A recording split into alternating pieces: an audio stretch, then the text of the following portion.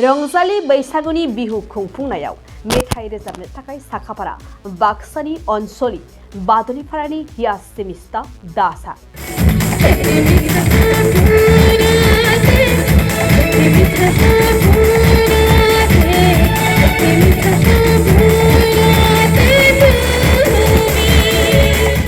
गुबुन गुबुन गोदान गोजाम मेथाइ लानानै साखाफारा जानानै दं मेथाइ रोजाबनो थाखाय बाक्सा जिल्लानि सालबारिनि जालाव खोन्दोनि बेन्दोंआव थानाय अनसलि बादुलिपारानि सासे गुनगोनां मेथाइ रोजाबगिरि आरो सिफुं दामगिरि हियासिमिस्ता दास जोबोद गोरिब नखरनि गथ' बागादर ब्रह्म किसान कलेजनि नैथि सेमिस्टारनि फरायसुलि हियासिमिस्ता दास हियासिमिस्ताया उन्दैनिफ्रायनो मेथाइनि फारसे गोसो गुदुं हियासिमिस्तानि बिमा आरो बिफाया जोबोद खस्थ'यै गावसोरनि फिसाजो हियासिमिस्ताखौ सिमला साधना संगीत कान मिउजिक स्कुलाव जगेन दासजों मेथाइ रोजाबनायनि सोलोंथाइ लाहोयो।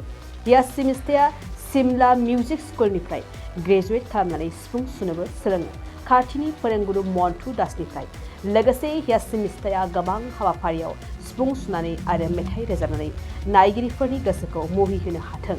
थिग बेबायदिनो आसामनि गासैसिमबो बैसागुनि गोजोन हामलायनायनि गेजेरजों मेथाइ रोजाबनो थाखाय साखाफारा जादों हियासिमिस्ता दासआ।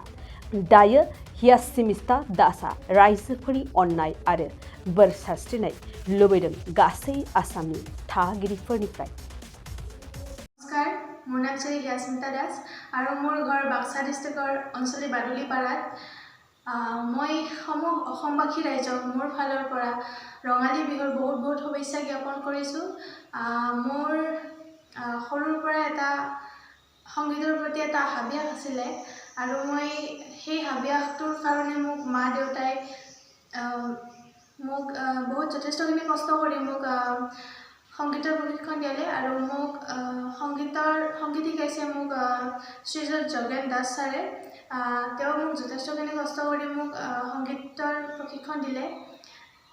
মই সংগীতৰ বৰ্তমান বিষয়ত ফাইনেল দিলোঁ আৰু মই সংগীতৰ সমান্তৰালভাৱে মই এতিয়া বাহিৰ প্ৰশিক্ষণ লৈ আছোঁ শ্ৰীযুত মন্টু দাস ছাৰৰ তাত।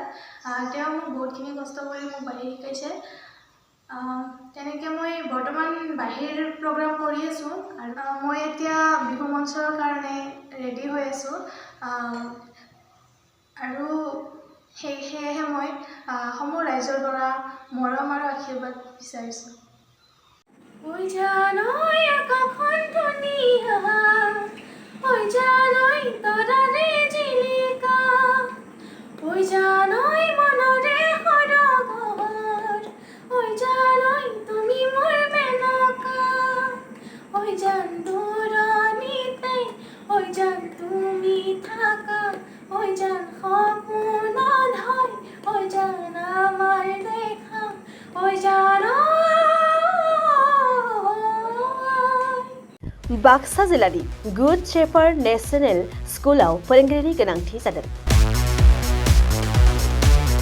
बे फरायसालियाव दासान्दि इंराजि, सानखान्थि, फिजिक, केमिस्ट्रि आयदानि थाखाय सा 7 फोरोंगिरिफोरनि गोनांथि जादों।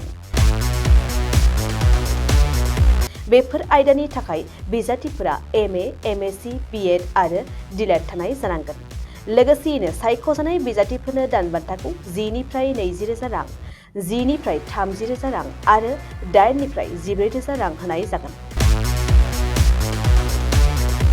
गोसो गोनां बिजाथिफोरा गुड शेफार्ड नेशनेल स्कुलनि नैबे मबाइल नम्बर 600004382882 आव वाट्सएपनि गेजेरजों फोरमान बिलाइखौ दैथायहरनो हागोन।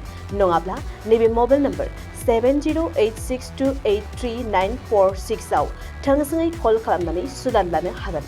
बिजाथिफोरा गाव गावनि फोरमान बिलाइखौ थाबैनो दैथायहरनांगोन आरो फैगौ 9 एप्रिलाव बिजाथिफोरनि आनजाद जागोन।